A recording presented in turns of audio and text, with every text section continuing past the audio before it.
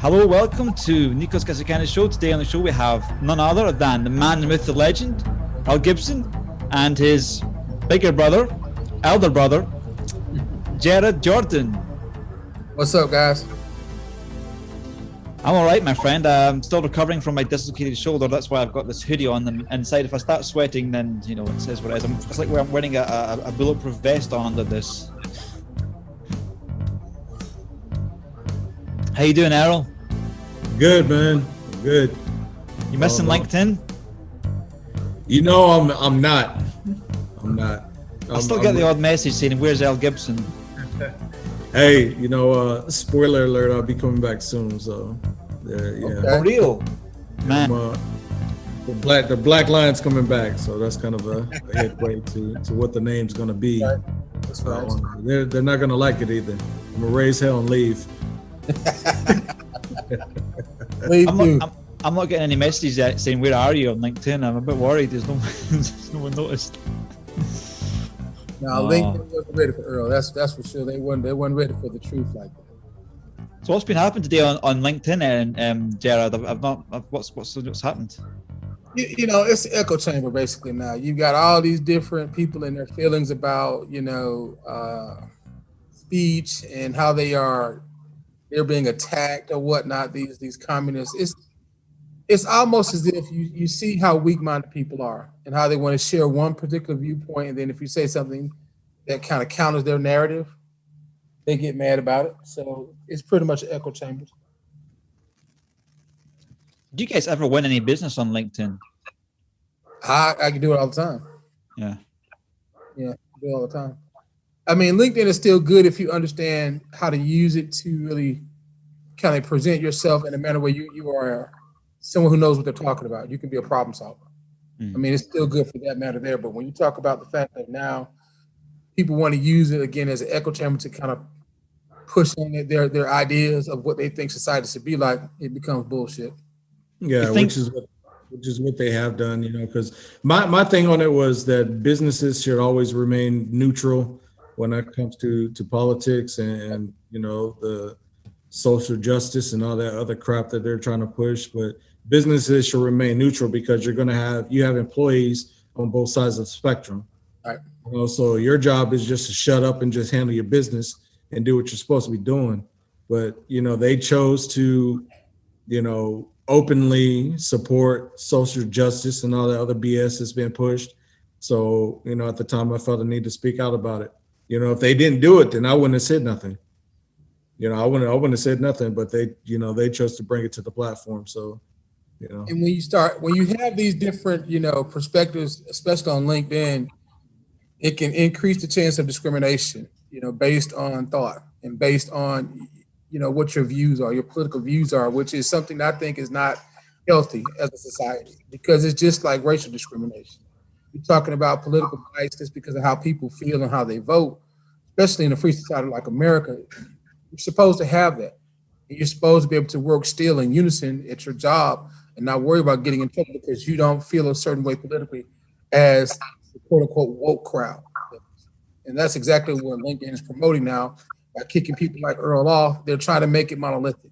Basically, if you have a variant or a differentiating viewpoint, they want to silence you in a sense. That's not right. Yeah, we kind of. Do you think COVID and vaccines and lockdown should be discussed on LinkedIn? No. For what? I mean, LinkedIn is supposed to be, you know, a place for business is what it's supposed to be. So, I mean, again, people are anytime you can inject your opinion into, you know, how people feel, you know, about their lives outside of business, then it should be discussed on a business platform. Whether or not somebody vaccinates themselves, you know, that's personal preference. It's medical information anyway. Exactly. You're supposed to know that information about me, whether I vaccinate myself or not. Exactly. So it shouldn't be discussed. You know, that's what happens, you know, outside the 8 to 3 or whatever hours you're working. It's happening outside of that. It shouldn't be discussed at work. Mm-hmm. Just like I don't care who people are having sex with. So stop bringing that LGBT crap because I don't care. Right. I don't care. You know, I don't care if a man having sex with his wife. I don't care. What does that have to do with our meeting? None of our business. It's about business. Yeah. And when it comes to COVID, especially with these companies, I think it can be counterproductive for these companies if they're pushing viewpoints about how they feel with COVID. They could lose business. So it's not a smart business decision if you're a company to push your ideals or have employees who work for the company push their own viewpoints, their personal viewpoints about COVID on LinkedIn, because it would turn me off personally. Well, you could lose my business, and that's counterproductive. I think that's where there's a lot of people going to realize that, you know, when they are voicing these opinions or allow people who work in these organizations to use these public platforms to try to push a narrative that millions of people don't agree with, they'll see it in terms of their bottom line. So I say keep it up, keep losing business. Yeah, it's interesting to me that people who are not even involved in business are the ones who have opinions of what should happen in business. Exactly. You know, and I have a big problem with that, because if you've never owned a company, you've never started a company, you've never even worked at middle level in a company, you just come in, you know, at low level things in the company, and you want to have an opinion about how the company should be run, you should probably shut the hell up, you know, and understand what your job is first, you know, because you're an entry level, you know, individual. So why don't you understand the business and how it works and things like that before you want to come here and have an opinion. Or you're not supposed to say that. You know that, right? That goes. You're gonna hurt people's feelings like that when you tell them. It is what it is, man. You know, it is what it is. People need to get their feelings hurt. Right. You know, all these pussies, you know, they graduate from college barely, you know, and they're taught by somebody who's barely been in college themselves. Oh God. And they want to come in and be the CEO of a company, you know, give them direct. Well, I learned this from a book. Well, right. You realize your CEO of the company is the one who wrote the book. So why don't you shut up and go to work? You know, it's not time for your lunch break anyway. So why don't you go on the clock in, put your headset back on and get to work? So like all this COVID stuff on LinkedIn, I started getting really involved in talking about it. I kind of wish I didn't, but I mean, it got me a lot of followers. I was getting like 2,000% more engagement when I was talking about that stuff. But the thing is, you get the European Union posting all these things on there, like you will have these green passports and all stuff. So it just triggers me like crazy. I'm like, I feel like I hate talking about this stuff on LinkedIn. I even post, I don't like talking about it. I have several people that are way ahead of me telling me it's bad for business, and it is. I'm almost off the platform. I don't know if I'm getting back, but anyway, but I'm it's an outlet of frustration, and I also feel like my freedoms are under threat. So this is not just like I'm trying to do it for it's a defensive action, trying to talk about these things. Unfortunately, a lot of the conspiracy theory stuff makes people that are genuinely concerned look like idiots, you know. And that's why I interviewed a scientist who was an ex-ranger, and he works as an mRNA. That's a couple of podcasts back. So I mean, I'm excited to see if some of the stuff's coming out in the USA with like some of the states saying it's not going to be mandated, you know, vaccine passports. So there's a little bit of hope, but I don't know what's going to happen in the EU, to be honest. Yeah, man. There's people in states that are pushing that mandated vaccine and vaccination and stuff like that. They will pay with their lives. We're not playing that, especially in Texas. We're not playing that. You know, if you think you're going to come here, you know, walk up, you know, the 13 steps it takes to get into my house, right? And you're going to come inside my house. Good luck with that. You know, and inject a needle in my arm. No, I'm not talking about that. I'm not talking about mandatory vaccines, right? I'm talking about medical apartheid, where you can not be vaccinated, but you can't go into a pub or a sports hall. Yeah, so talking about. Yeah. So they were talking about that as well. You know, passports where you can't even, you know, leave your state. You have to have a passport to leave your state to go to another state and things like that. And that's not going to. And the people who are pushing it, like I said, man, the people, they're going to keep pushing and pushing and pushing, and something is going to start happening to these people.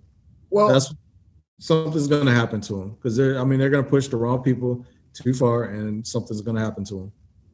I think also too, you know, let's remember, Nikos, you're in America. So one thing about America is you have the right to be competitive.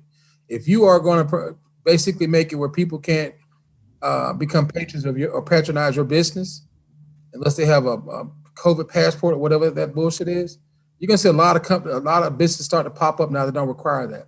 And after just a little bit of while, they're going to see profits way better than those businesses that require this so-called COVID passport. Because here's my question then. If you get vaccinated once, you have to get it the next year like you do a so-called flu shot. So basically every year from now on out, you're going to be taking this vaccine for COVID, basically. Every 6 months, mate. Come on. Don't be stingy now. Exactly. So you're telling me every 3 to 6 months, you got to get a fucking vaccine for a virus that has a 99% survival rate. You got to be kidding me with that right there. I would almost dare any business in America on a large scale basis to require that. They will go out of business within 3 years. That's what I think will happen. Because people like myself would tell them, fuck you to your face. You will never get my money. And I will always advocate against those businesses because they're infringing upon our right to pursue happiness. I don't want to be stuck with a needle with a vaccine. You're not going to do me like that. Airlines are going to feel it. They're going to feel it really bad. Watch. Airlines are going to feel it really bad because people will get back in their cars and start driving again. Yep, that's the plan, man. As a matter of fact, I'm going to Houston tomorrow, driving, and then next weekend I'm going to Wichita, Kansas, driving, and then probably the end of the year I'm looking at going to Vegas, driving. You know, I'm not getting on flights, not or mask. You know, to get on an airplane when I'm sitting elbow to elbow with somebody else. That doesn't make any sense to me. Exactly. You know, it makes absolutely no sense. And it's funny because the people who want to come out and, you know, have the loudest voices and things like that. Again, they've never owned a business. They have no idea how businesses run. They know none of that stuff. They're not even the people with the money. They're not the money makers. They work in low level jobs and things like that, entry level, or they're, you know, career college people. You know, they have no knowledge about what's going on. They want to come out and make decisions on how people are going to run their businesses and live their lives. And they haven't even lived their lives. It's like, bro, you're 30, you live in a small apartment, and you know, you don't have any kids, you don't have a car, but you want to tell me, and I'm living in 3,000 square feet, 2-car garage, Exactly. you know, living a good life. Facts. And you want me to take your advice. Yeah, that makes sense. Facts. That makes sense. That is so true right there. There was a concerning poll on LinkedIn that somebody posted in the UK. I don't actually know if it was mostly the UK or not, but it says, would you support, you know, vaccine passports to get into the pub? And about half the people, I think, in the poll, and this is like several thousand people, said yes. So my first response to that was something like, oh, I won't even repeat that. I can't bother with the hassle, but I was shocked, you know. That doesn't know what to say, you know. Like half the people, yeah, let's just get these. But half the people are happy with that medical apartheid in a sense in the UK, according to that poll of professionals. Well, you know, here's the thing about that too. When you start to really look at it, some people want to. They're going to conform. Period. And when these polls, I give polls the credibility of a pulpit pimp, basically. Like polls have about as much credibility as Al Sharpton do, which is zero. Okay, because you don't know who's, especially online polls where people can vote multiple times, or where there's, you know, it's basically an echo chamber voting within these polls, and we saw that a lot within the past election. You know, just polls, period. These days, all these online polls are so untrustworthy. I can guarantee you, when people start to want to go get drunk or in a pub or something like that, or get a drink or something like that, they're not going to care about no vaccine when they see other people having a good time. I just don't believe that. If you look at right now, we just went through spring break in Florida. You telling me all the people down on that beach was vaccinated? Hell no. They were having the time of their lives down there like that right there. So that completely blows up that narrative of half the people want to, you know, make it where it's vaccinated only patrons. That's bullshit. It's never going to happen like that right there, unless it's forced upon the people. And like Earl said, that'll be the day that I think, you know, society stops existing in a uniform way, because now you're talking about basically war. Yeah, I mean, no one's going to stick a needle in me, you know, Exactly. without my consent. I had a needle stuck on my shoulder a few days ago, but that's because my shoulder was out of the socket, and that's the only thing that mattered to you, man. Get that needle in there, because the doctor tried to put my shoulder back without the without this relaxant in the muscle, and my muscles are quite strong on my shoulders, so the doctor couldn't do it, and I couldn't relax enough because the pain, you know. So they put this needle in the muscle, but I mean, that's, you know, I needed it, but I don't. For me, I'm healthy, you know, and I'm not afraid. I don't feel a personal need, but I never stopped from family members taking the vaccine, you know. So I don't. I've been called an anti-vaxxer today, and you know, I've challenged the person, show me a post where I'm anti-vaxxer on LinkedIn. Then they go off on another topic, you know, because I try to be as scientific as possible on this stuff, and I even apologized on LinkedIn for sharing something that I didn't check the research out on. I shared a chart where their death rates covered were about half of what the official was, and my shared post got taken down, and that was half the reason why my account's been deactivated, because I shared someone's post, you know. So but I've got a lot of followers and kind of a bit of an influence on LinkedIn now, you know, getting to a tenth of what Earl Gibson had, and you know. So you should identify as a trans vaxite. I guarantee if you said that, you're just like, yeah, you know, I identify as a trans vaxite. So I identify with being vaccinated. I identify with being vaccinated. So, you know, just kind of leave me alone. Otherwise, you're a bigot. Right there. I'm taking that one, brother. I'm taking that one right there. I identify as vaccinated. That is right there going to be my rallying cry for the next 2 weeks. I identify as vaccinated. I'm taking that one, brother. I like that. Yeah. The whole point to it's their logic. It's not logical to make people take something in their body. Number one, you're talking about, you know, something that was created within a year. Okay. And I understand the whole push or whatnot, but here's a question I want people to answer for me. What's in it? What's in it?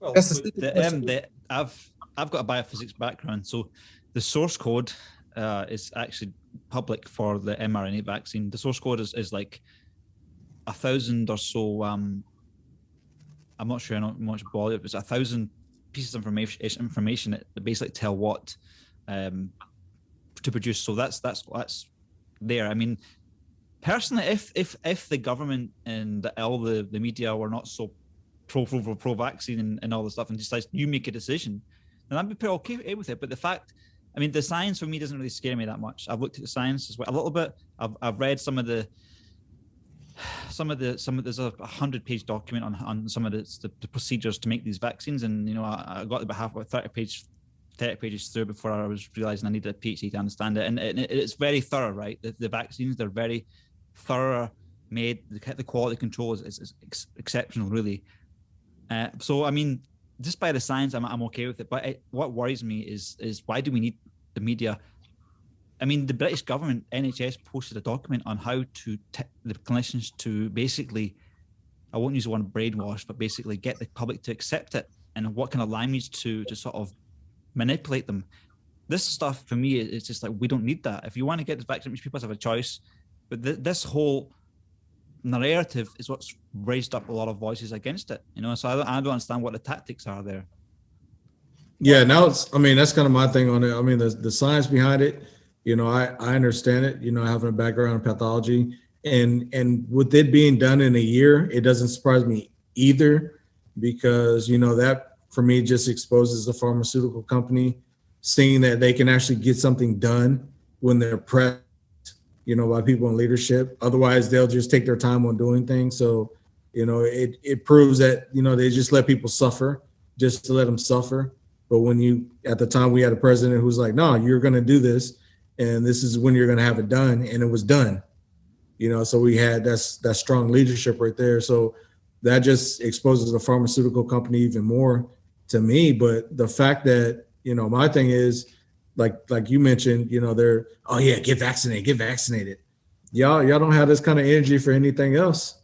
Exactly. But nothing else. So why are you trying to push for me to get vaccinated? Yeah, Pfizer's talking about the profits that are coming. Somebody telling me to take a hit or something. Nah, hit this, bro. Hit this. Exactly. You know, smoke this. Hit this good dope. Hit this good dope. It's going to make you feel best you've ever felt. And that's what prompts my question of what's in it then. Because the whole point for me is the way that they're promoting that you got to have this.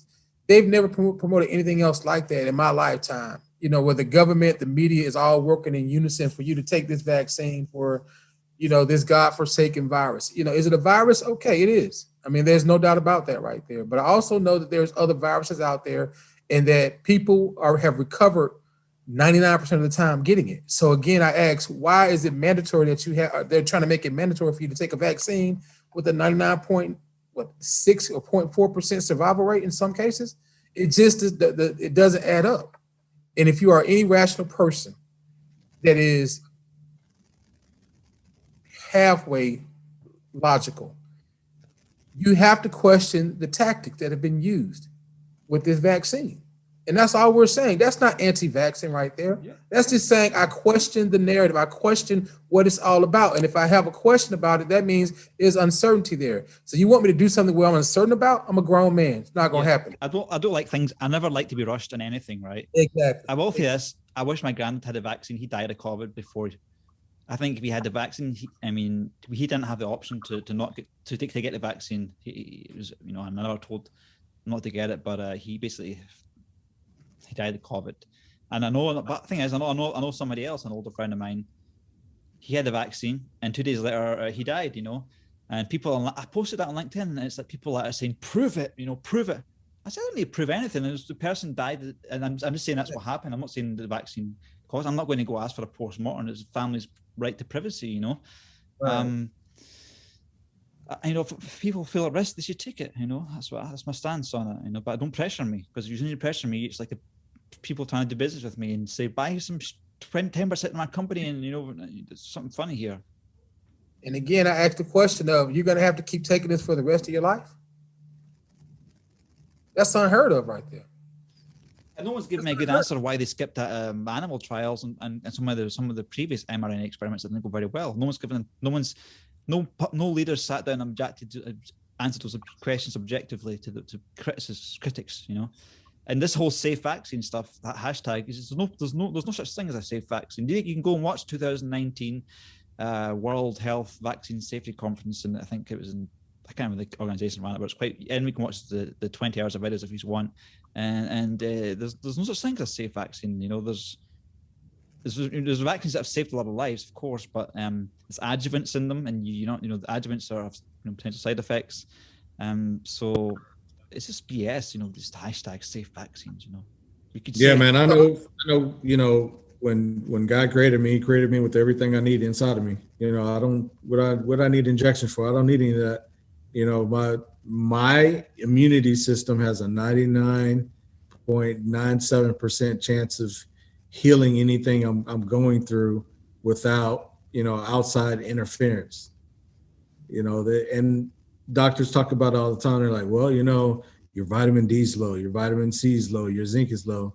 Yeah, those are things that I need to take, to get my system where it's at. And I need to take those things year round.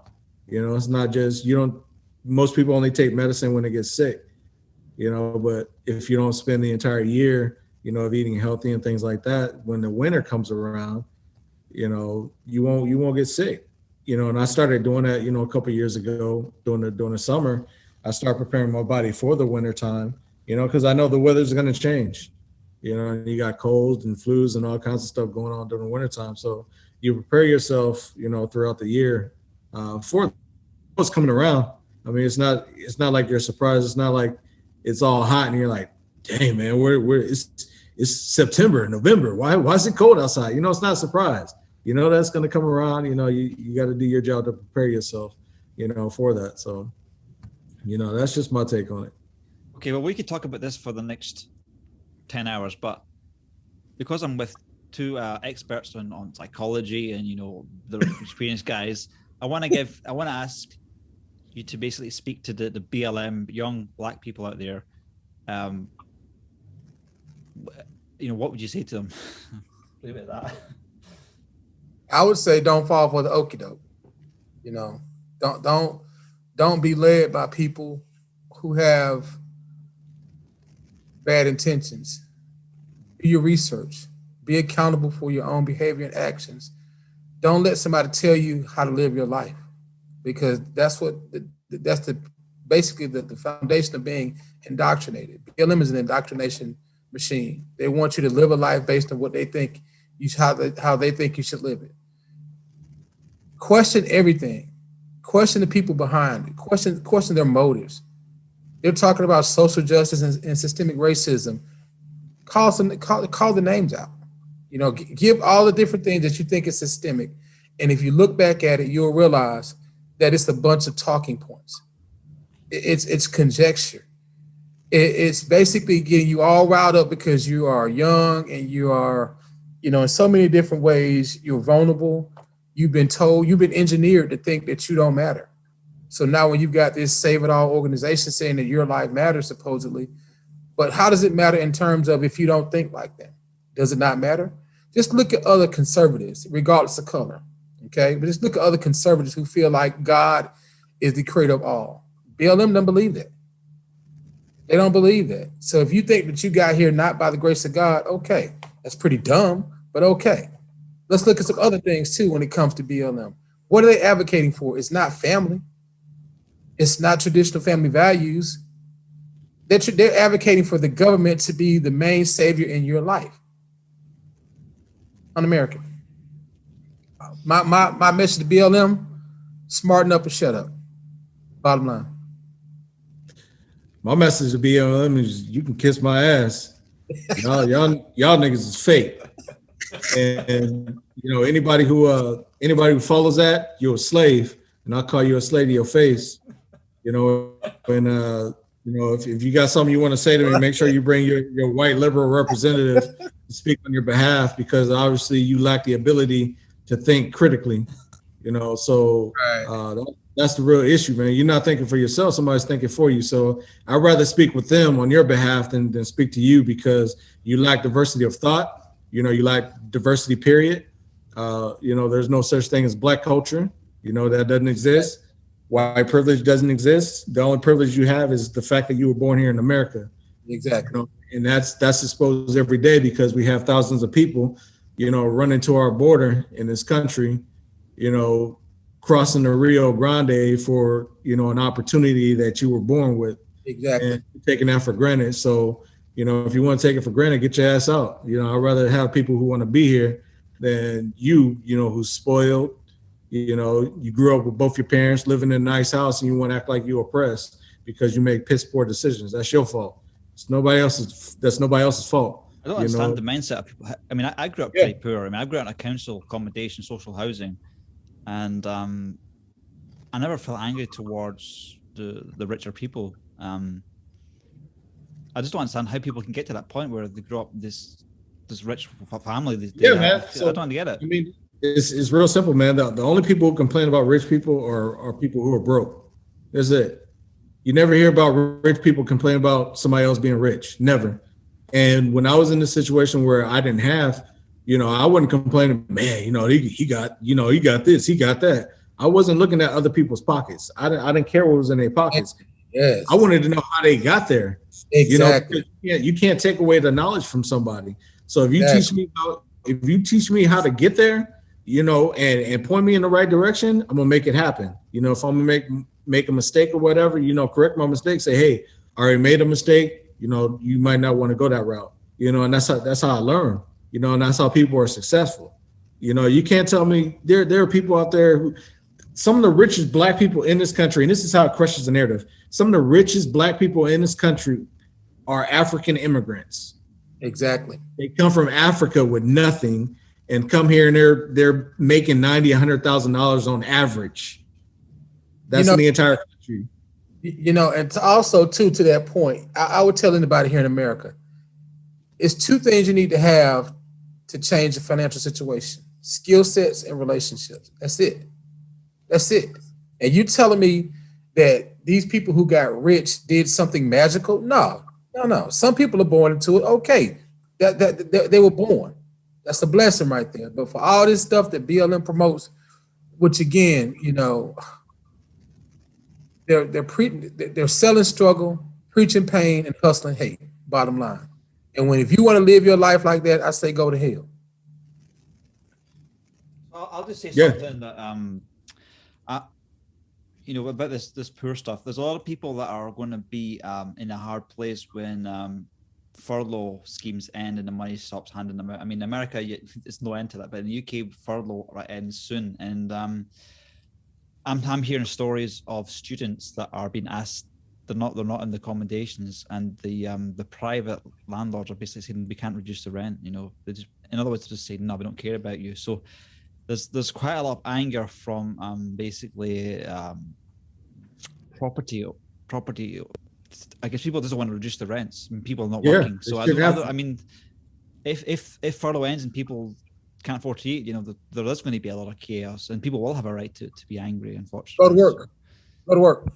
If there's no work, man. If there's no work, actually, if you're doing the hard jobs that people don't want to do, there's always work there. Because to me, that's an excuse right there. And where my background comes from this right here. Don't sell dope. Don't sell dope to try to make a quick buck. You know what I mean? And when you start looking at these different ideas that there's no work, that's bullshit right there. There's always something you can go do to help people with some money out, to either help them make more money or to solve a problem where they can use their time to make more money, so that you do the chores or whatnot. There's always work to be done. Exactly. That's the thing about people. There's always work to be done. If you believe that there, you won't be broke at all. There's money out there. Exactly. You know, and being somebody who's involved in real estate and things like that, you know, I'm not playing with people out here. But like, look, you know, you need to make your payments. You know, if you're not making your payments, then you get the hell out. Because guess what? There are people that I come in contact with all the time who can make the payment. You know, they got money in the bank. They're like, hey, you know, I want this house. Okay, yeah, I got you. Let's get this house. What's your payments? There's money out there. If you and here's how you can really tell. Like here in the States, on any given day, you can drive around and you'll see new tags on cars, brand new tags on brand cars. The money's out there. So all this stuff about, you know, I can't pay this, I can't pay that. But bro, you ride in a brand new Silverado. That's an $80,000 truck. What you talking about? Exactly. You got a $6 phone. You got a $6 phone, but you can't go do the work like that right there. You have different things that you could be doing. Again, it goes back to accountability. If you develop a skill set, I don't care what it is, and then you create relationships that your skill sets align with those people that you're creating those relationships with, your life will change. I've always said this right here, and this is one of the things Earl can attest to. There's nobility in the working class generation. There's nobility in being a working class person. When you're willing to do the work, there's nobility in that right there.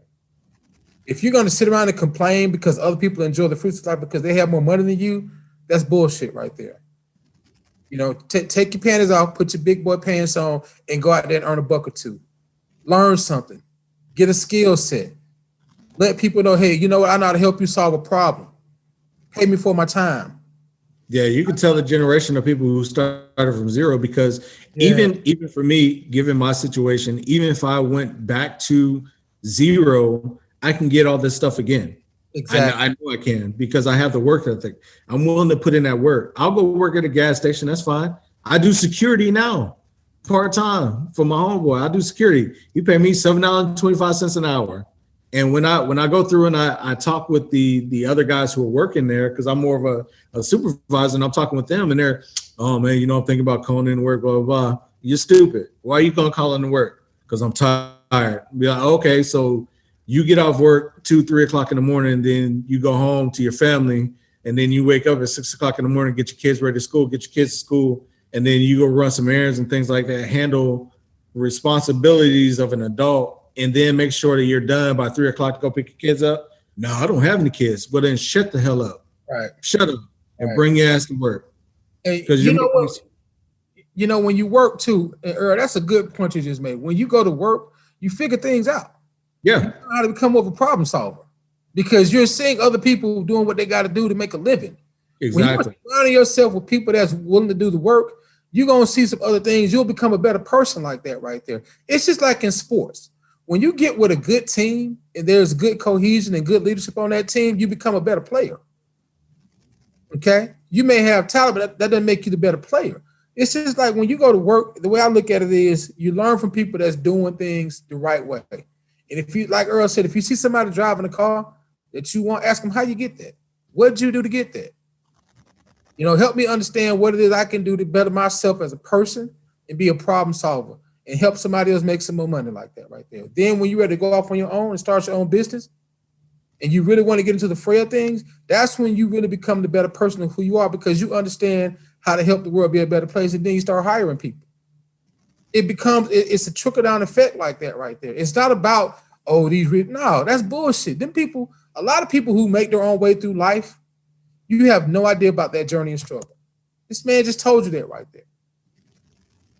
I could tell you all kind of stories of whatnot like that, but where just there's nobility in work, and stop making excuses, male or female. Especially so before the pandemic, things were very well, but the thing is like we all had a certain level of expenses before the pandemic came along, and so a lot of people were working high-paid jobs, and they have a certain lifestyle. Now this pandemic came along, and then furloughs and the payments were going to end, and so people may not have the job that's paying them what they had, so they're not going to be able to make some of these payments. There needs to be some mercy there, from there has to be, otherwise, it's Nikos, with that, I was always told one of the first things I learned about financial responsibility is you don't spend everything that you earn. You always have money put away, and you live below your means. And there are people on both sides of the spectrum. There are people who, they live a lavish lifestyle. They have money that just meets that lifestyle, but it's not enough to sustain that lifestyle. And they should be prepared for, a situation where, what if they got injured or something like that and they couldn't go to work? Right. And again, that was one of the first things I learned, about financial literacy. And I learned it from somebody who, is a multimillionaire, who's younger than I am. And his thing was, he drives a Corolla, and I've seen him literally go to the bank. Yeah, he drives a Corolla, a 1996 Toyota Corolla, standard. Standard, yeah, standard. It got like 230,000 miles on there, or something like that. But yeah, man, I mean, you would never be able to tell. And I mean, he lives in a nice house. It's nothing like super fancy, but even in his neighborhood, it's a gated community. Even when you go through his neighborhood and you look at the cars of the neighbors, they're not driving super fancy cars or anything like that. They're driving, pretty basic cars and things like that, because they understand the difference between liabilities and assets. And the problem is a lot of people spend money on liabilities and things that are not going to create value or anything like that, or things that don't have value or hold their value, then create a generational wealth and things like that.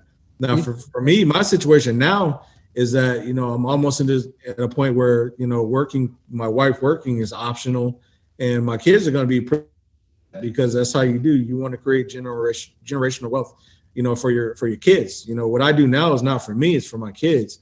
I'm comfortable where I'm at, but, I'm doing everything for my kids because I want them to know that, that it is possible and there's no excuses for them.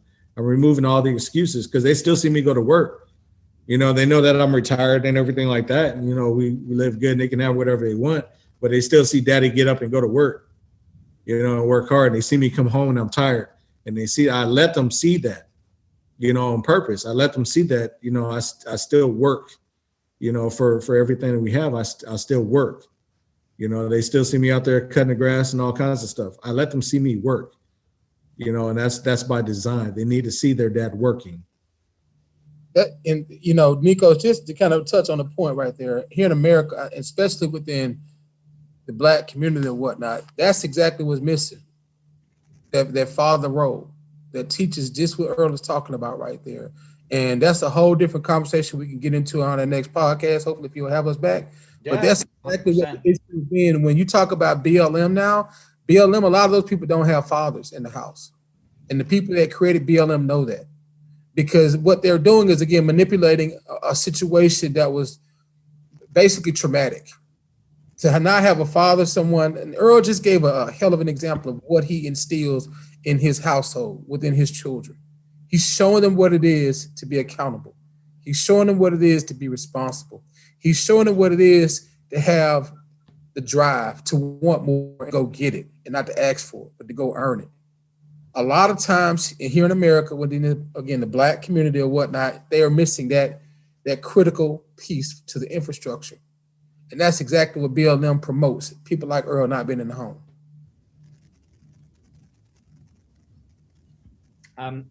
One thing, that's great answers. I can't really, I don't have any rebuttal for that.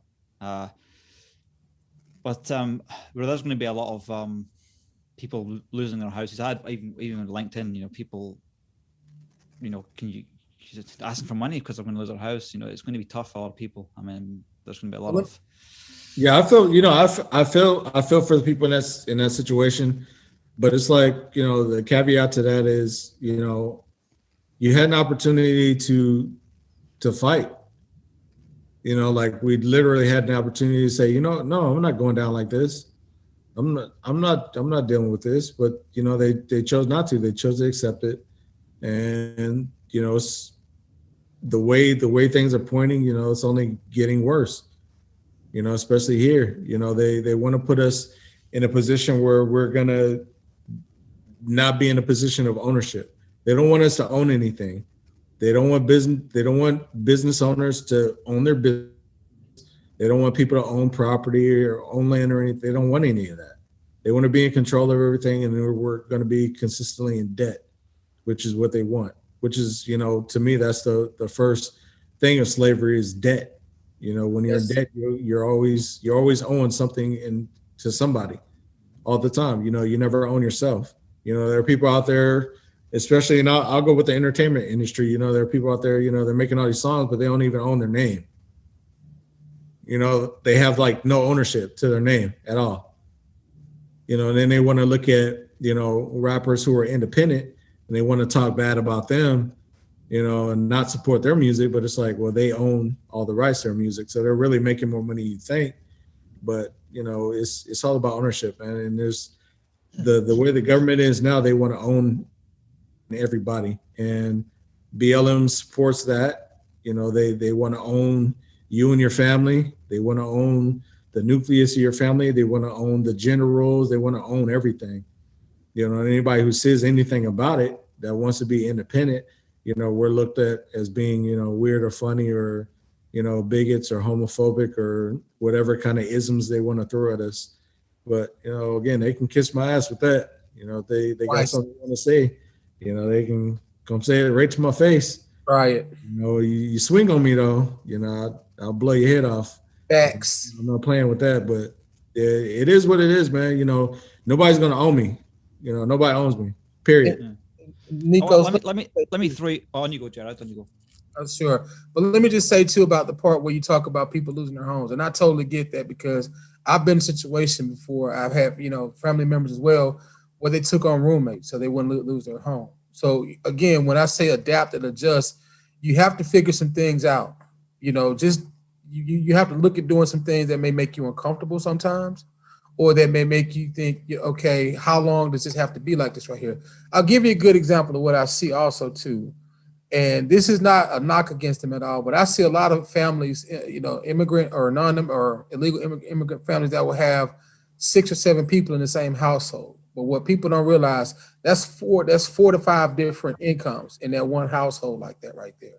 And so when you talk about 4 to 5 incomes in that one household, yes, there's more people living there, but that household has a lot of capital there in that house. So then after a certain period of time, they can expand out. Okay, so that's what I mean by adapt and adjust. Right now, if you got these big old homes and it's just one family there and you don't want to lose your home, think about getting a roommate or something like that until things do get better or you figure something else out. I'm just saying, don't sit there and just say, oh, I have no options. Exhaust your options. Figure some things out to help you adjust better. And sometimes you'll realize that, hey, this is not so bad. Because you see it all the time. But when in my early 20s, I had a roommate because I couldn't afford the house that I wanted. And even where I stayed at, I really couldn't afford it like that. So I had a roommate. Why can't certain people do that to keep their house? That's all I'm asking. Mm-hmm. Okay, cool. Well, I think that's a good covering of that topic. I want to throw this one at you, you guys. I'm not talking about the BLM organization. I'm talking about the people that are excited by the protests or the riots, whatever we want to call it. But basically, there's starting to be a lot of protests against lockdowns in Europe now. And I saw this protest in Bristol, which the media completely portrayed as a violent protest. But a lot of those people that were protesting were actually supporters of BLM, but their cause that they're supporting, I'm against these lockdowns on society. So I'm kind of like, I've seen a lot of the stuff in America that's made me angry, just people getting their businesses destroyed and all that stuff. But when I look at some of these people protesting against lockdowns, I'm on their side. So I'm a bit like, where do I stand on this thing? You know, is there a potential redemption of some of this feeling? Maybe these people that are being, you know, washed up in the BLM, they're actually just they have genuine concerns of just like, they feel that things are going wrong. And then these people that are maybe in the UK, I don't really see a lot of white privilege, but these young people in the UK, they're seeing this lockdown, so they're taking their anger against, you know, racism and putting it towards lockdowns. So a conversation I had with somebody from the UK about BLM, one thing I learned, they don't quite grasp the BLM, the organization. They don't grasp it. They don't understand it. You know, they're thinking about the sentiment, and they're coming from the point of the sentiment of Black Lives Mattering. And yeah, there is legit racism in the UK. There is. Yeah, of course, right. You know, and it's not just, you know, black on white. It's also black on Muslim, Muslims against everybody, Africans against black people. British, you know, it's Chinese. Yeah, exactly. You know, there's like legit racism issues. Greeks, you know, but I yeah. with that. Yeah, so they're fighting the sentiment of BLM, and it's just them being young and ignorant because they don't understand the behind it. Now here in America, man, they were straight protests. You know, they called them protests and things like that, and there were a mixture of people, you know, who were out there for the sentiment, but there are people out there who were just ignorant and just want an excuse to act an ass, which is what they were doing. You know, and they, like, January 6th protest, you know, it was a protest. If that was an insurrection, they would know it was an insurrection. I mean, we have over 200 million rounds of ammunition, you know, amongst, you know, patriotic people. So if it was an insurrection, like they want to claim, there would have been a bunch of people dead. All the congressmen in there would have been dead. The police would have been dead. We would took over the entire DC area, and there's nothing that they could have done about it. Exactly. At all. Military or anything. There's nothing they could have done about it if those people really would have went there with a mindset of taking the Capitol. And it's funny because here's a double standard. I remember doing the Brett Kavanaugh hearings. They went there and they were banging on the doors and things like that and going inside the Capitol and all kinds of stuff. Nothing was heard about it. Nothing at all. I remember when they were going through and doing the certification of the votes for Donald Trump, same thing. People were showing up to the Capitol, banging on the door, all kinds of stuff. You hear nothing about it. Nothing at all. But there's a double standard. Chuck Shitty Schumer threatened a Supreme Court justice on the steps of the Capitol. Yep. He threatened Kavanaugh and his family's life, and there was nothing done about it. And so if you want to talk about insurrection and all those different things and those tactics and compare it to January 6th, I say bring it on. Because January 6th, actually, if you just look at what happened, it was transpired, you know, it was nothing of that sort. They tried to blame him. They tried to blame the man, but what they hated was the requirement, what his speech was recorded. And what he said made perfect sense. You have a right to peaceful protest in this country, because just this summer we saw a bunch of idiots and assholes go out here and tear up multiple cities about murdering people. There was over 40 murders due to these BLM protests or whatnot. Okay, you have billions of dollars in businesses and neighborhoods destroyed. Okay, but no one talks about that right there. And this is the problem that I have with the Democratic leadership now, which is known as the Democratic Party. You do all these different things to innocent people, and you want to sit there and say that January 6th was compared to 9/11? That's bullshit. That is bullshit right there, and they know it. And they want you to be stupid enough to conform to that type of thought process like that. That's what gets people hurt right there. Because what you're doing is going to tearing up the country all the way around the board like that. And you look at it across the world and you say, okay, all this protesting, what are you protesting about? They don't even know anymore sometimes. They have no idea. They're protesting things that they caused. That's the craziest thing about it right now. They're protesting things that they caused. You got to be kidding me with this stuff. These people are funny, man. they keep poking the bear and things like that. Know that, patriotic citizens, that we're responsible, we're mature, and we're not the ones who are going to come out here, just trying to fight everybody, and you have the other side that those are the ones that run their mouth and stuff like that, and, keep poking the bear, and, like in school, they be the ones starting all the drama, Right. and saying, oh, so-and-so said this about you, so-and-so said that, I think y'all should fight, blah, blah, blah. But when it comes down to it, they don't want to see the hands, man. They really don't. And if they, and I was telling somebody the other day online, I think it was on like TikTok or something like that. One of my nephews was on TikTok, and somebody was commenting, and it was something about a civil war. They were real liberal. Oh yeah, let's do a civil war. And I was like, all right, let's do it. Let's do it. You're not gonna like what happened. We want to. Let's do it. Like what happened? Because the other 23 hours and 45 minutes of my day, after we're done getting rid of y'all, it's gonna be great. You're not gonna like what happened. I have to start. Wait a minute, guys. Wait a minute. I did a post on LinkedIn about Civil War, and I was criticizing some patriots about, they were like, yeah, let's skip Civil War and stuff. I mean, I've spent a lot of time in Ukraine, and we had a small civil war here. I mean, not here, but and I heard of people that basically were in like a subway, and a bomb hit from an artillery shell, and people were blown up to pieces and all this stuff. And it is no joke. Civil war, your life is people look. If you want civil war, look at Ukraine and Donetsk and think, is that what I want my kids to grow up in? There's so liberals in the armies will fight against. You don't want. I mean, civil war. They're so detached from reality. They play Fortnite and Call of Duty and things like that, and they think that they're going to respond. Right. They think that after they die, they're going to come back, and it's not going to happen like that. Right. And they watch a bunch of TV and they think that, oh yeah, if this happened, I just jump out of the way, bro. No, you have no idea. So I know some guys, out of New Braunfels, and New Braunfels is probably about 30 minutes from here, and they compete in shooting contests. One of them set the record because he was able to shoot a target from 2 miles away. Jesus Christ. And if you want to know what that sounds like, it sounds like this. Pop. Ting. That's what it sounds like. So you'll never hear it coming. And these are the guys that, they want to go through and they want to piss these guys off. And it's like, right. You know what? It's at a point where let's do it. Let's do a civil war. Let's do it. Like civil war, you have in the army, you'll have left and you'll have right people. And when they see people that or whatever side they are getting killed, you'll have the army fighting the army. And then no one wins from that, Yeah, but I mean, here's the thing. I think his feed may be a bit distorted. But Nico, they don't have an army. They're hollering and things like that. And it's like, okay, you want to throw rocks at me? Okay, well, go ahead and throw rocks. Do what you're going to do.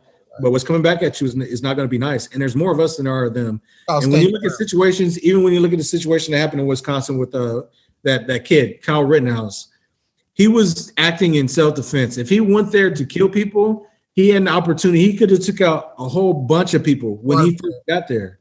100%. He took out 4 people in self-defense. Now imagine if the people who went there were like 15 of them. Imagine if all 15 people of there went there with the mindset, we're going to kill these people. They could have took out all those people and they could have done nothing about it. 100%. Nothing. 100%. Because they basically they're gathered together in one big group. They think that they're invincible. And so if you talk about war, that's the worst thing you can do, is to be out in the open in one big group to get taken out at one time like that right there. So they're not even prepared for anything like that. What they're doing is trying to live out, like, Earl said earlier, a Fortnite game. They think it's a game like that, but when you push people to the point to where you bring out a different form of a human being that's going to be aggressive now and protecting their own and protecting the way they live, you don't want to see that right there. A lot of people don't understand that part right there. And I think that's the problem you have with these organizations that's out here trying to so-called equip these people to go out here and protest, and it causes anarchy. There's a book by Sal Alinsky, the anarchist, I think the Anarchist Hand Guide or something like that. But he's setting people up to go out here to cause these different types of, issues where it does become to the point where people want to pick up arms to protect their own. When you start seeing people burn in the street or whatnot like that right there, I think that'll stop things holistically right there. And that's what war can get to when people are burning, when houses are burning. The civil war that we had in this country back before in the 1800s, that was not a good thing right there. I don't think anybody wants that again. So when people talk about this stuff, you don't want to do that. You don't want to take people to that type of mentality right there, to that animalistic mentality. You don't want that right there. So stop. Ultimately, it's going to be the people that lose. I mean, before the riots and the pandemic, everybody, you could sort of look at people's lives, they're pretty much the same. You know, maybe they have the political ideology, but you know, if you want to believe in the New World Order or stuff like that, they will win by dividing us, and ultimately, with a lot of people like ourselves will lose. And I don't know what the solution is. I mean, pray. You know, like only God can save America now, I think. Well, yeah, but you know, the Second Amendment, America is the most heavily armed country on the planet right now. So I say again, if you think that you're gonna do, there's over, I think it's over how many guns in America? Well over 300, 400 million guns or something. Yeah, like that? about 400. Yeah, good luck with that. You know, and again, when you start talking about people that have the ideology that are prepared to protect themselves and their way of living like that right there, that's not even something that you really want to deal with, especially for people who don't know what they're doing when it comes to combat. That's all I'm saying. Man. Even the politicians, man, they live in a fantasy world. Exactly. They don't understand. They really think that they're protected, and they're not. You know, they think, I mean, look at what happened with Kamala Harris, you know, had a dude supposedly from San Antonio show up, you know, on the front line. You know, and they say that he had his weapons in the car, which doesn't make any sense. The whole story doesn't make any sense, because if he was there to do harm, I mean, you know, he wouldn't have shown up in her front lawn like that. But I mean, these politicians live in a fantasy world, you know, and you know, their minions, they live in a fantasy world as well. And they just keep pushing because, you know, we've been quiet about it. We're like, you know what, we can get through this, because that's the mentality of us. You know, we're like, you know, we can get through this. We'll be good. You know, we're just gonna handle our business, keep going to work, worrying about my family and stuff like that. But once you back us into a corner, it's not gonna be good. It's not, because for me, somebody like me, I'm not gonna have any remorse. No, like I'm not gonna feel bad at all. You know, if I have to take somebody's life because they're threatening my family, I'm not gonna feel bad. At all. I'm gonna stand my ground, basically. Yeah, I'm not gonna feel bad about it, you know. And it's, you know, part of it's being, you know, having a military mindset and things like that. But I'm not gonna feel bad about it. I'm not gonna feel bad about protecting my country, protecting my family, protecting my friends, my neighbors. I'm not gonna feel bad about it at all. Like, you know, and I told my wife that before, because she was like, well, you know, you carry your gun everywhere, and I was like, well, I got to. He's like, well, would you use it? I was like, yeah, if I had to. That's why I carry it. She's like, well, what would be your thoughts about it? I was like, I've gone about my life. I mean, what? I wouldn't think about it. You know, I wouldn't think about it. But what all this is doing, this is giving me a time to think about it, which is even more dangerous, because now I'm being tactical. You know, I'm more tactical. You're giving me time to think, which is not good. It's not going to be good for them. Give me time to think about what I want to do. It's not good at all, you know. So right now I'm gonna go to their playing field, you know, take over in politics, and I'm gonna destroy the entire political structure. That's my job now. That's my goal. I want to destroy politics. I hate politicians so much that I'm gonna become one, and it's not gonna be good, man. It's not gonna be good for them. Is it gonna be? Are you working for the conservative? Yeah, man. Yeah. So. I'm gonna work with Republicans, but I'm gonna destroy that whole thing anyway, because the thought of two parties is what the issue is in the first place. We need to get rid of that. We need to start having political advocates. Yes, sir. You know, to begin with, we need people who are gonna go there and represent us, because if I'm not doing it myself and I select you to do a certain job, I expect you to go there and do that job. If not, your ass needs to be fired. Yeah. We're gonna get rid of you, and that's how it's gonna work now. You know, I was telling some local politicians that I was like, look, you know, we're voting on you to do the job. If you're not going to do the job, we're going to get rid of you. You know, we're going to put all our time and energy to get rid of you. And that's how it's going to be. And we're going to take. What do you mean by, just to be clear, what do you mean by get rid of you, mate? Get rid of them. They need to be fired. Okay. There's no other job that you can go into and not do your job and still keep it. You can't do that anywhere. You can't go to Walmart as a cashier and just stand there and let people check themselves out while you sit there and look at them, and then you bag it for them, and you don't take their money, and then you just walk out the store and you keep your job. It doesn't work that way. You have to do your job. If you come in and you do an interview for a job and they say, hey, okay, we looked at your and everything like that, you answer the questionnaire, we brought you in for an interview, based on our conversation, based on the interview, based on the resume, you meet the qualifications for the going to offer you, for the position that we're going to offer you. You accepting the position is you saying, yes, I agree that I'm going to do everything, in that position, everything that I said on my resume, that's all me, my education, all that stuff. So when you come to work, you agree to that. You come to work, and that's signing a contract with those people saying that you're going to do what you said you're going to do. But if you show to work, 5 hours later on your first day at work, and you're expecting to keep your job, you're wrong. You deserve to get fired for it, because you agreed to do something. And that's what it is. You agree that if you're running for a specific office, that you're going to represent the people who are voting for you, the people who are supporting you, the people who are getting your name out there and things like that. So when they go to the voting booth and they vote with you, that's a contract between you and those people saying that if you guys vote for me, as a result, I'm going to go here and I'm going to do the job on your behalf. If you don't do that, you breach the contract and your ass deserves to be fired, period. Yeah, and another thing too, to kind of piggyback off what Earl just talked about, especially within politics, we need more advocates and less politicians. Bottom line, and the reason being is because when you think about the basic foundation of politics, it's about mutual self-interest.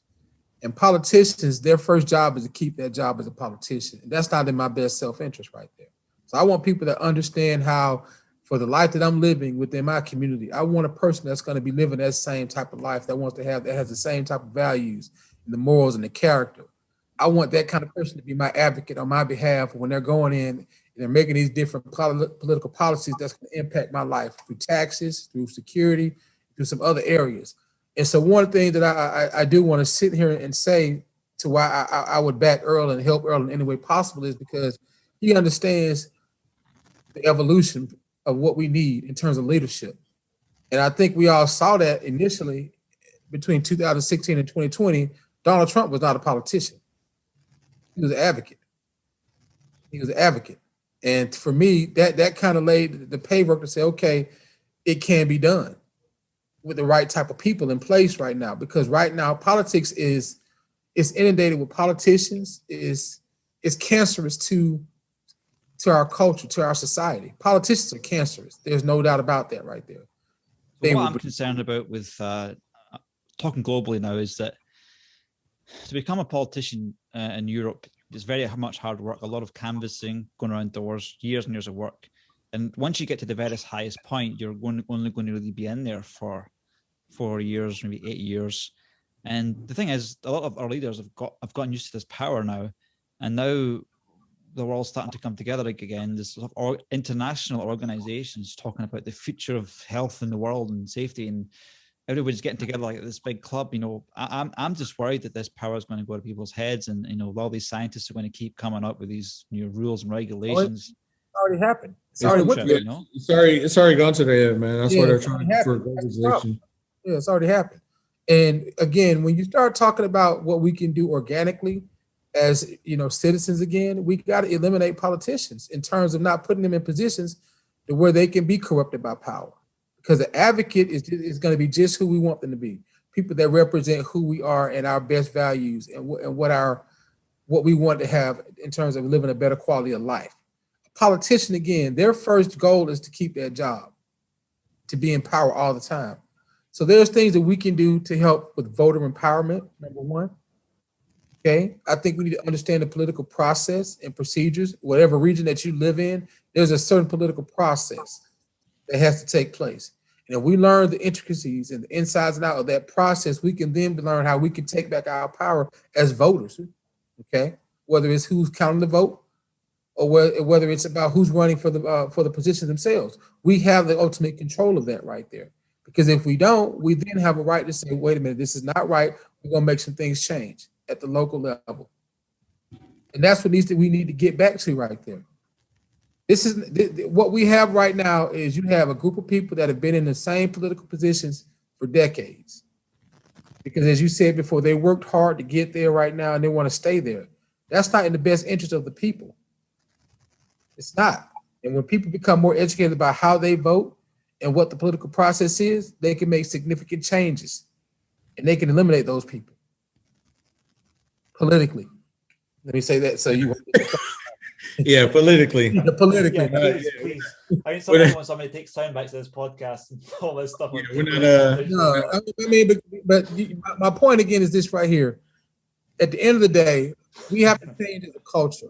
We have to retake our power as a people, because we have right now unscrupulous individuals in these positions of power who are working collectively with other individuals with the same moral compass that they have.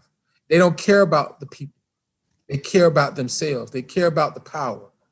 That is always going to be issues when it comes to corruption and tyranny. And corruption and tyranny is the enemy of a true patriot in any land. Okay, so guys, how you feeling? You want to continue this, or we want to do it for another podcast sometime? Any more topics you want to cover? Hey, it's whatever, man. I'm good. Yeah, I'm good. This has been a lot of fun, hasn't it? It's you got my time right now. I'm good. I don't like talking just for the sake of talking. I like the conversation go as long as it can go, But it's been fantastic so far, guys. I really hopefully. I mean, I'm a peacemaker. I mean, what does America need for peace, really? For what kind of leader do you need? Can one man bring peace in America, or is it going to be? What's funny, man? We were in a position. You need strong leadership, and we were in a position, under Trump, where everything was peaceful. It was peaceful. It really was. I mean, we weren't getting involved in other people's wars and things like that. We were handling our business, which is, the American way. Hey, handle your business, I'll handle mine. You leave me alone, I'll leave you alone. If you need something, I'll help you, but I'm not going to do it for you. And that's the position that we were in, but now it's like we're in a position where it's, we have people who are like, no, you can't do that for yourself.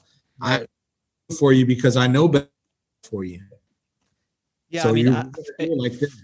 I think men need other men to, and actually older men, maybe 10 or 15 years. I call them mentors, but you need somebody that's been around the block a little bit to basically kick your ass into gear. And strong fatherly figures are so important in our lives. I have some people that are helping me, and some are American. Man, they're tough, man. They don't let me get away with anything, and I'm going through it. So I think that everybody that's got leadership ability in America is responsible for the people that are in their influence around them. And if you can even affect one person to change their ideology to good, you've done a lot of good. Imagine if everybody could affect 10 people. Jesus' number was 12, or 12 disciples he picked. And that's why and when I start up, a maximum of 6 mentors, 6 mentees. But I think that, when I was on LinkedIn, I was quite loud. I was basically saying, don't let me be the mouthpiece, because, I'm irrelevant. It's what you do that can affect the butterfly effect as a whole, because, the last thing I want is another Ukraine in America.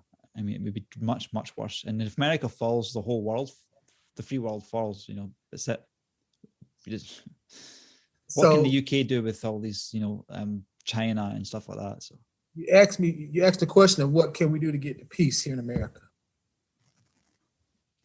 Well, for one thing, let me answer that in a couple of different parts here, because that's a very loaded question. It's a damn good question, by the way. But in order to have peace, it's loaded, right? Well, because different people have different definitions of peace, honestly. They really do. Because to some, peace means conformity. To other, peace means uniformity. It's a big difference right there. And when you start to look at conformity, which is what the Communocrats want, then they'll give everybody else peace.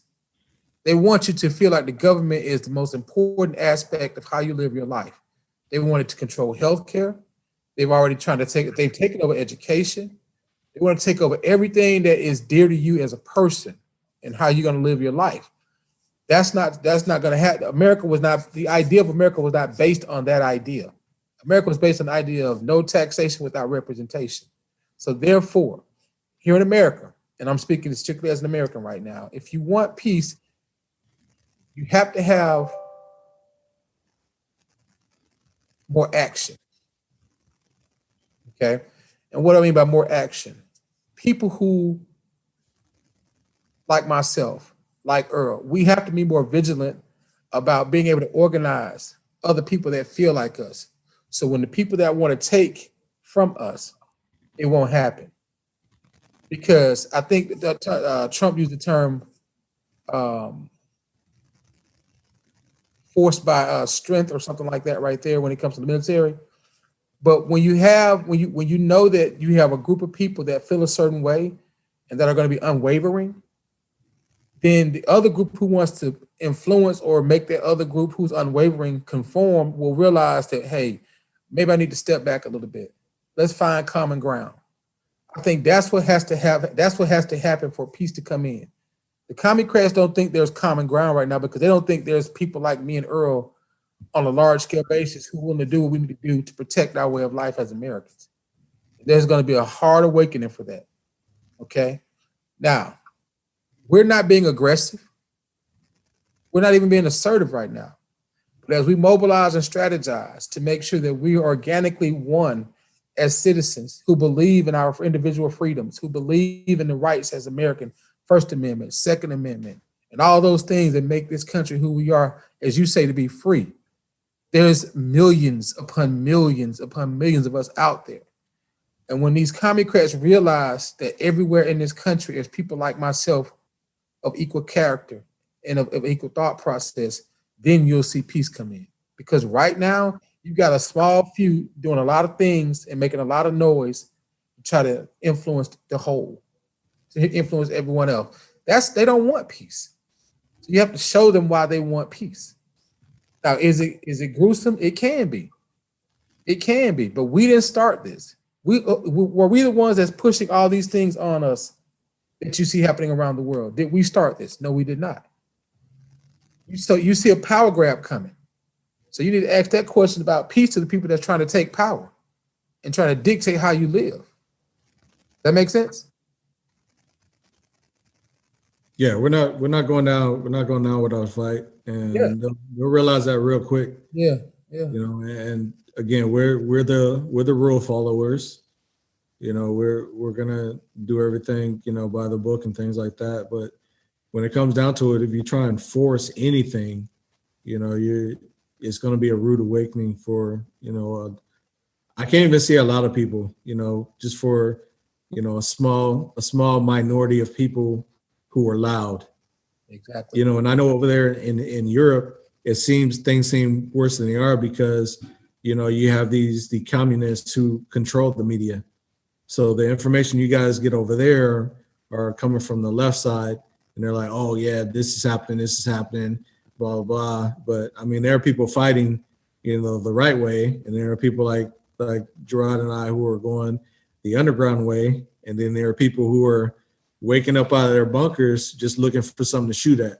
So, I mean, it's, they're going to have to figure it out whether they want to go the representative republic way and do things, you know, by the book, because we are a representative republic. We're not a democracy. We're not democracy. You know, so if they want to go that way and, you know, be a representative and people advocates like they're supposed to be, you know, we'd be more than happy to do that. You know, we'll just go back to work and, you know, mind our business. But if they want to try and force anything on us, you know, all of us are on the same page. We're on the same page. So the people who are doing it by the book, doing it lawfully, if they're like, hey, you know what?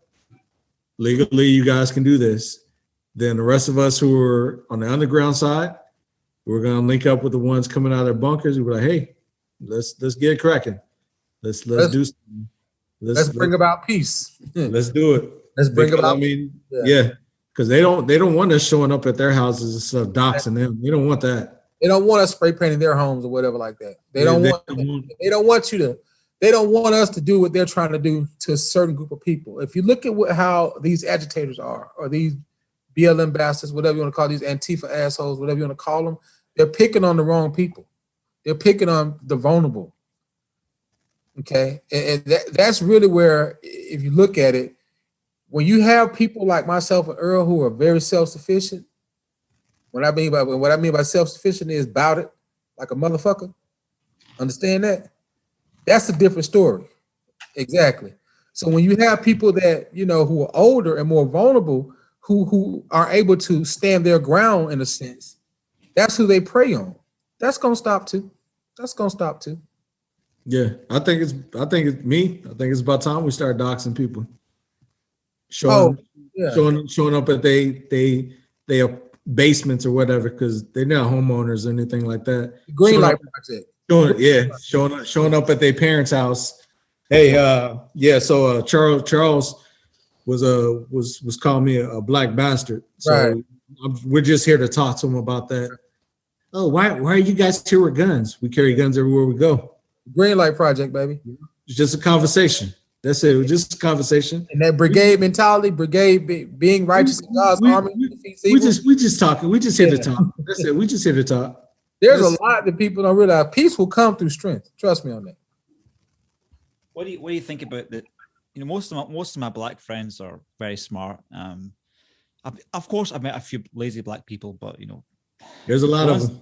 The ones in London are too much smarter than me, technically, and I'm hearing reports of universities like under pressure to give black people higher grades, and so what's happened is that people are coming out of university with like degrees that are worthless because the employers are hearing about all this like, you know, favor for giving black people higher grades and all that stuff. How does that make you feel? You know, like you're black, so you could.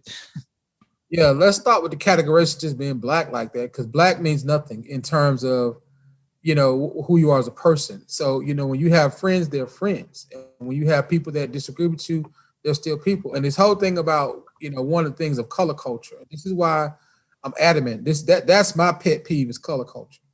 You know, we got to stop categorizing people by one variable, which is the color of their skin, because we're associating the color of their skin with how we think they are as a person. That's the wrong thing right there. You got friends, they're friends, whether they're black, white, brown, yellow, or whatnot. And then what these universities are doing, which are led by, you know, communist-minded individuals, they're trying to tell all these black people that you're not smart enough as a typical person. So we're going to give you these grades that are skewed more towards your skin color. That's fucking horrible right there. Yeah. That's fucking horrible right there. There's no other way to put that right there. That right there, if you really want to be quite honest about it, is the most racist shit that you can do right there. Because you're basically telling these people that you're not smart enough to be competitive to other people that don't have different skin color than you. But we're going to give you the good grades anyway, so you can go out and be great. That's bullshit. Yeah. That's like they do here in the U.S. when you have, these kids going to like Harvard and stuff like that, you know, simply because they're, you know, because of the color of their skin, which is ridiculous, because they'll go to Harvard or Princeton or whatever, and, you know, they're getting C's and D's. So it's like, you know, why just because there's a name attached to it, you know, that, you know, you can, I mean, people can see what kind of grades you made while you were in college. So, I mean, you end up getting a job and they're like, well, I mean, you got C's and D's at Harvard, and you could have gone to, you know, Howard or Texas A&M or one of these other schools and, you know, been an AB student and all kinds of honor rolls and stuff like that. But yeah, we need to cancel color culture. You know, that's the big thing. And it's going to take somebody who looks like me and Jerod to do it. Yeah. You know, everybody else, they're just going to call them racist or whatever. But, you know, they can't do that against me. They can't whip them. Exactly. If you won't work against us, unfortunately, because guess what? Hello, black than a motherfucker. Okay? Do you ever have like white people tell you how to be black? No, I tell them to eat a dick. You know, when people like that right there, it's real simple. People like that, you tell them to eat a dick and kill yourself. You know, seriously. Because how do you be black? What the hell is that? You know, how do you be black? What the hell is that? I mean, come on now. I mean, let me ask you a question, Nikos. What color is your brain? Yeah, I know. But I lived with black people for 10 years, and the person, the landlord, basically told me that we all bleed the same color. So I didn't, you know, I was seeing more black people than white people a lot of the time, so in London. So, Did they all act alike? Did they all act alike?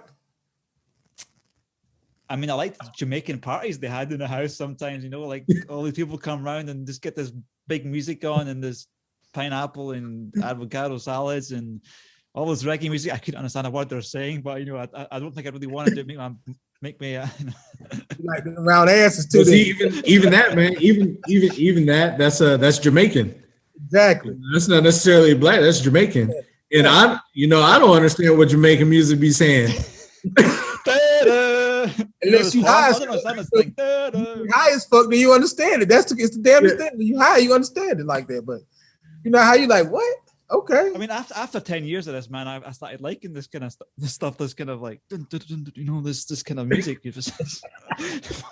And this kind of food as well. There's like this strong food. Everything has to have these spices, and you know. No, what we should do, guys, and I've not been able to do it yet. I want to have you two on and 2 BLM people on at the same time. Yes. Oh yeah, bring it on. But nobody wants to do it, man. No one wants to do it. I don't know what I understand. But they never do. 2 BLMs come on the show with Earl and Jerod. Let's do it. Yeah, bring them on, bro. Listen, it won't be nice. But you got to keep it civil. You got to keep it civil. I want to have scientific talk. I want to have. Hey, you won't. Facts, man. About it, man. You won't have that issue from us. Yeah. You won't have that issue from us. It's gonna be them who's gonna get in their feelings. Yeah. When they get in their feelings, I'm gonna call it out. I'm not trying to make any side look stupid, right? I'm trying to help peace, you know, as much as I can. That's what I'm trying to do. But Nico's facts don't give a fuck about your feelings, though, and that's the problem. When we start giving facts, they don't care about your feelings anymore, and that's where we've had conversations with other BLM people and other people that you know kind of think like that. They hate facts. They hate facts. If you look at one of the greatest economists on the planet, Thomas Sowell. Thomas Sowell was a former Marxist. He will tell you why he changed his entire ideology. He said only one reason: facts. When he started understanding the facts, he walked away from Marxism and communism damn near overnight. Another guy in the 50s, Manning Johnson, okay? I mean, just a devout communist during his time. And he, black guy, whatever you want to, pagan man or whatnot like that. But he wrote a book. And in this book, he talked about the fact of he saw the communist tactics of using color and the marginalization of, at that time, black people against the interest of America, okay, because they want America to become a communist nation. And he said what woke him up basically was the fact that he started learning the truth, the facts. And that when you look at all this different social engineering that's done through color culture and the puppet masters of color culture, I invite BLM on here because I'm going to eat their lunch when it comes to one thing: facts. If they get their feelings about facts, hey, you know, cry to your mama about that. But facts don't care about your feelings. That's the only thing I would tell people like that. So let's have it. Let's bring them on all day long. Bring them on, please. Let's do it. Bring some white liberals on too. Yeah, oh God.